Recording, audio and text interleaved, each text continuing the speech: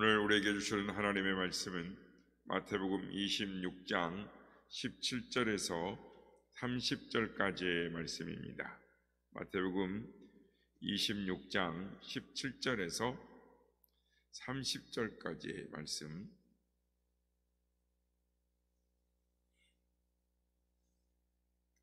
함께 합독하시도록 하겠습니다. 시작. 무교절의 첫날에 제자들이 예수께 나와서 이르되 유월절 음식 잡수실 것을 우리가 어디서 준비하기를 원하시나이까? 이르시되 성한 아무에게 가서 이르되 선생님 말씀이 내 때가 가까이 왔으니 내 제자들과 함께 유월절을 내 집에서 지키겠다 하시더라 하라 하시니,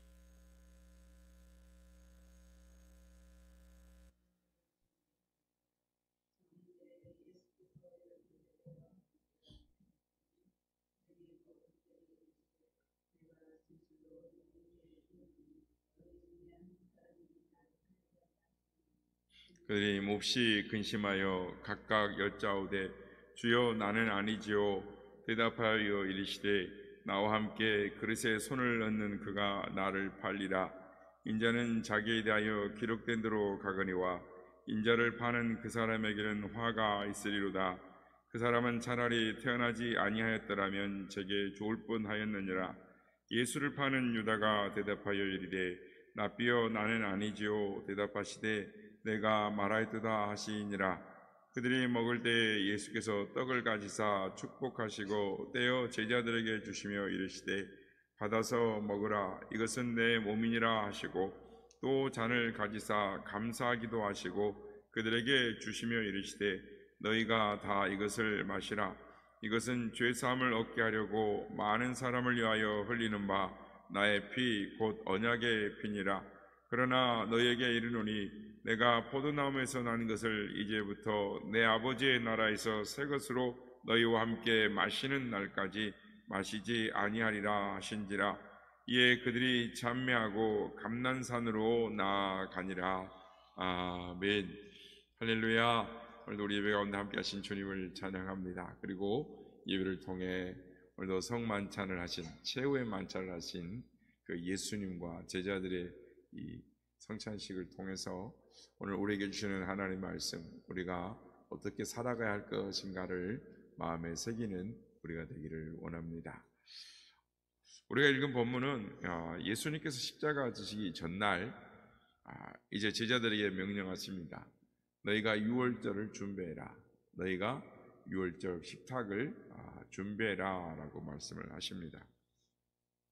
그래서 제자들이 예수님의 명령에 따라서 어떤 사람의 가정에 부탁을 했고 유월절 식탁을 위한 모든 것을 갖췄던 것 같습니다. 그래서 예수님은 제자들과 함께 그 유월절 식탁에 참여하셨습니다. 그리고 한 가지 말씀을 하십니다. 한 사람이 나를 팔리라. 그래서 제자들이 깜짝 놀랍니다. 아니, 우리 중에 누가 예수님을 팔아 먹겠습니까? 우리 중에 누가 배신을 하겠습니까? 예수님이 그때 말씀하십니다. 나와 함께 이 그릇에, 즉 이 그릇이라는 건 뭐냐면 이 국 그릇에, 국 속에 이 손을 넣는 자가 나를 배신할 것이다 라고 말씀합니다. 유대인들은 이 무교병이죠. 이스트가 없는 딱딱한 빵입니다. 그 빵을 먹을 때는 목에 걸립니다. 그렇기 때문에 떡과 빵을 그냥 먹는 것이 아니라 이 국을 만들어서 거기다가 이렇게 찍어서 이렇게 먹습니다. 그러니까 그렇게 찍다 보면 손이 그 그릇에 함께 담기는 것이죠. 그래서 같은 국그릇에 이 손에 담겨진다라는 것은 굉장히 친밀한 관계라는 것입니다. 함께 그릇에 손을 넣는 것은 아주 절친한 동지의 관계, 나와 함께한 동지 중에 한 사람이 나를 팔 것이다 라는 것을 의미하는 것입니다. 예수님께서 그렇게 말씀하시니까 제자가 가룟 유다가 가슴에 찔리는 것이에요. 그래서 저입니까? 라고 했더니 예수님이 내가 말한 대로다 라고 말씀하십니다. 예수님께서 이렇게 말씀하신 이유가 무엇일까요? 그것은 가룟 유다에게 회개할 기회를 주시기 위해서였습니다. 그러나 가룟 유다는 회개하지 않고 집 밖으로 나가므로 그 기회를 놓치고 말았습니다. 결국 그는 은 30냥에 예수님을 팔아버리고 결국 목매어 자살하는 비참한 사람이 되고 말았습니다. 예수님은 이어서 말씀하십니다. 이제 식사하시던 그 자리에서 일어나셔서 떡과 이렇게 다른 걸 찍어 먹다가 이제 예수님이 일어나셔서 떡과 잔을 들고 떡을 놓고 기도하시고 축사하시고 축복하시고 제자들에게 나눠주십니다. 이것은 내 몸이다. 받아 먹으라. 또 예수님은 잔을 드시고 감사기도를 드린 후에 이것을 너희가 받아 마시라. 이것은 너희를 위해 흘리는 언약의 피 곧 내 피니라 라고 말씀을 하십니다. 오늘 이 시간에는 우리가 살펴볼 것은 예수님의 이 성반찬을 우리의 삶을 어떻게 적용하며 살아갈 것인가 하는 것입니다. 먼저 이 성만찬은 구별된 식탁입니다. 성찬식은 아무나 참여하는 것이 아닙니다. 이것은 어찌 보면 거룩한 식탁입니다. 하나님이 베푸신 하나님의 식탁입니다. 그러니까 이 신령한 식탁 위에 신령한 음식을 나누는 것이 성만찬, 성찬식입니다. 그런데 여기 아무나 참여할 수 없습니다. 교회적으로는 성결해야 하고 세례 받은 사람만이 참여할 수 있습니다. 세례를 받았다는 것은 예수 그리스도를 나의 구주로 고백하고 믿음으로 사는 사람입니다. 그러니까 하나님의 자녀가 되었고 천국 백성으로 사는 사람을 말하는 것입니다. 다시 말하면 성찬은 하나님의 구별된 사람만이 참여할 수 있는 것입니다. 그래서 우리는 특별한 사람입니다. 우리는 구별된 사람들입니다. 그 식탁, 하나님의 식탁에 참여할 수 있는 특권을 가진 사람들, 즉 특별한 사람들이라는 것입니다. 그래서 아무나 이 떡과 포도주를 마실 수가 없는 것입니다. 특별한 사람들, 선택된 사람들만이 먹을 수 있습니다. 그래서 초대교회 성도들은 매일 주일 모여서 주님의 떡과 포도주를, 살과 피를 나누면서 우리는 구별된 사람들이다. 우리는 하나님의 선택된 사람들이다 라는 의식을 가졌던 것입니다.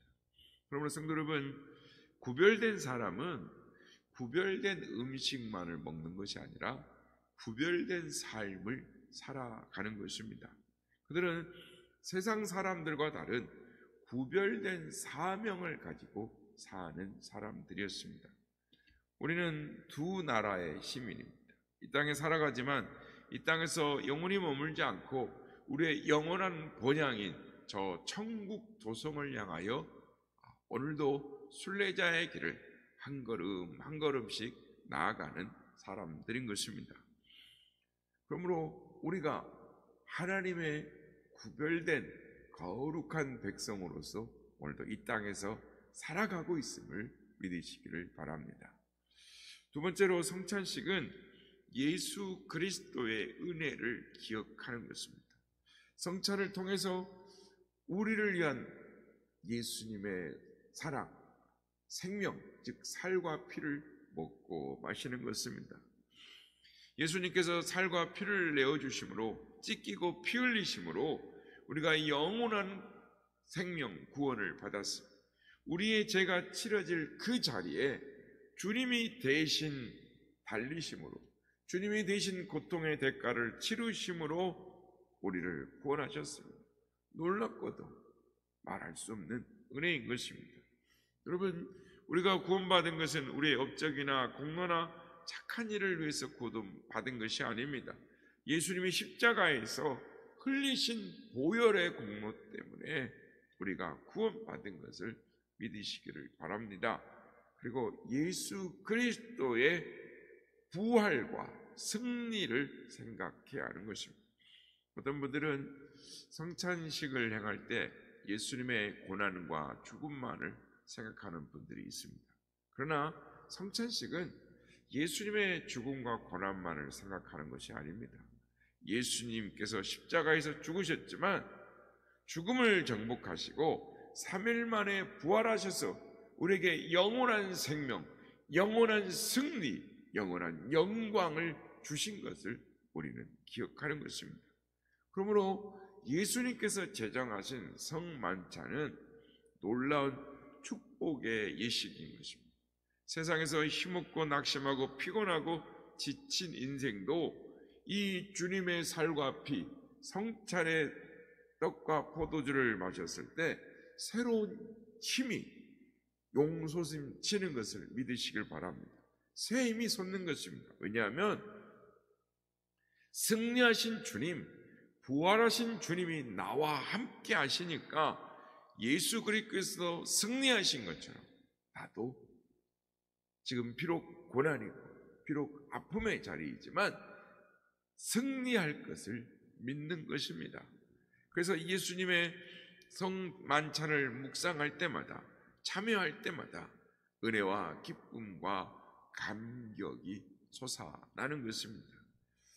이스라엘 백성들이 애굽의 종살이를 이 6월절에서 해방된 것을 기념하고 기쁨과 감격과 승리와 이 자유의 선언을 했던 것처럼 우리는 성만찬을 통해서 우리가 죄의 몸에서 해방되어지고 율법의 억압 속에서 자유해지고 하나님의 자녀로서 승리하며 살아가게 되었음을 선포하는 기념하는 예식이 성만찬의 예식인 것입니다.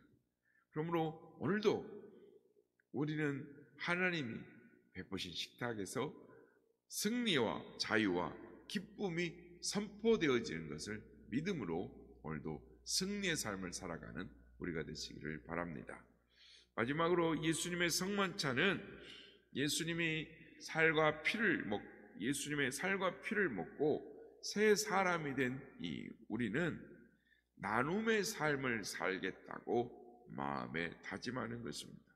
우리는 서로를 축복하는 사람들입니다. 서로를 축복하고 사랑을 나누고 복음을 나누어 주는 사람이 되어야 하는 것입니다. 왜 그랬습니까? 예수님께서 자신의 생명을 우리를 위해 나누어 주셨기 때문입니다. 예수님의 몸을 나눠주시고 피를 나눠주시고 예수님의 사랑을 나누어 주셨기 때문인 것입니다.